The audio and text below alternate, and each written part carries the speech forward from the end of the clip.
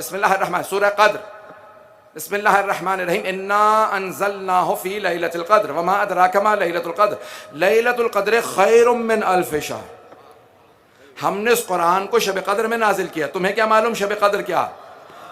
اب اللہ سبحانہ وتعالیٰ کہتا ہے ایک رات، یہ شب قدر جو ہے نا، یہ ایک رات 1000 مہینوں سے افضل ہے۔ خیر من الف شہر، ایک رات 1000 راتوں سے نہیں، 1000 مہینوں سے افضل ہے۔ جو 80-83 سال سے زیادہ بنتے ہیں 1000 مہینے۔ عزیزان گرامی، اب چھٹے امام سے پوچھا، کہا کہ مولا یہ لیلۃ القدر کی اتنی فضیلت ہے، کیوں اتنی فضیلت ہے؟ یہ لیلۃ القدر کیا ہے؟ تو امام نے تفسیر فرات کوفی میں فرمایا کہ اللیلہ فاطمہ، یہ جو شب قدر ہے یہ میری دادی فاطمۃ الزہرا ہیں۔ من عرفہا حق معرفتہا فقد ادرک لیلۃ القدر، جس نے بھی میری دادی زہرا کی جیسے معرفت حاصل کرنے کا حق ہے معرفت حاصل کر لی، تو اس نے لیلۃ القدر کو درک کر لیا، اس نے لیلۃ القدر کو سمجھ لیا۔ مجمع کی توجہ ہو، سارے مجمع کی توجہ ہو۔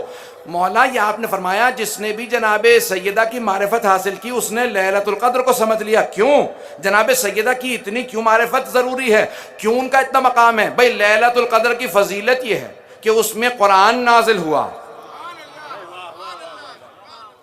لیلۃ القدر کی فضیلت یہ ہے کہ اس میں قرآن نازل ہوا۔ قرآن کیا ہے؟ جس کے متعلق امیر المومنین نے کہا یہ جو قرآن ہے یہ قرآن صامت ہے۔ جس رات میں ایک قرآن صامت نازل ہوا وہ 1000 مہینوں سے افضل ہے۔ سارے مجمع کی توجہ ہو، جس رات میں ایک قرآن صامت نازل ہوا وہ 1000 مہینوں سے افضل۔ جس بی بی کی آغوش سے 11 قرآن ناطق ملے،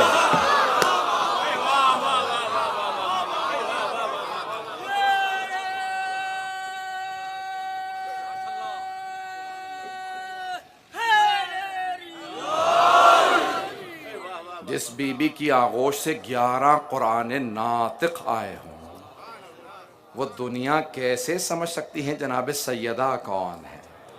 اور یہ مولا نے خود خوارج کے مقابلے میں بلکہ منافقین کے مقابلے میں جنگ صفین کے اواخر میں جب 500 قرآن نیزوں پہ 400 یا 500 قرآن نیزوں پہ بلند کر دیے گئے تو مولا نے کہا دیکھو دھوکہ مت کھانا، یہ جو قرآن دکھا رہے ہیں اگر یہ قرآن کو مانتے ہوتے تو میرے سے جنگ نہ کرتے، ان سے قرآن لے لو لیکن جنگ کو جاری رکھو۔ کہا یا علی وہ قرآن سامنے آپ کے پیش کر رہے ہیں۔ مولا نے کہا اگر یہ مانتے ہوتے میرے مقابلے میں نہ آتے۔ عزیزان گرامی، کبھی آپ کو کوئی قرآن بھی دکھائے تو دھوکہ نہ کھائیے گا جب تک کہ وہ آل محمد کو نہ مانتا ہو۔ پتہ نہیں بات پہنچی ہے یا نہیں پہنچی ہے، پتہ نہیں پہنچی ہے یہ بات۔ جب تک کہ قرآن دکھاتا رہے اور آل محمد کو نہ مانتا ہو، یہ قرآن بھی صرف ظاہر ہے۔ ایک اور جملہ سخت حدیث پیغمبر کی سنا رہا ہوں، یہ حدیث بھی ظاہراً شیعہ سنی کتابوں کے اندر ہے کہ پیغمبر اسلام فرماتے ہیں ربا تالی القرآن والقرآن یلعنہ، بہت سے قرآن ایسے پڑھنے والے ہیں کہ قرآن ہی انہی پہ لعنت کر رہا ہوتا۔ میں نہیں کہہ رہا، پیغمبر نے فرمایا بہت سے قرآن کے پڑھنے والے ہوتے ہیں قرآن ان پہ لعنت کر رہا ہوتا۔ جب ائمہ سے پوچھا گیا وہ کون سے لوگ ہیں جو قرآن پڑھیں اور قرآن انہی پہ لعنت کرے، کہ جو قرآن پڑھیں لیکن علی کے منکر ہو۔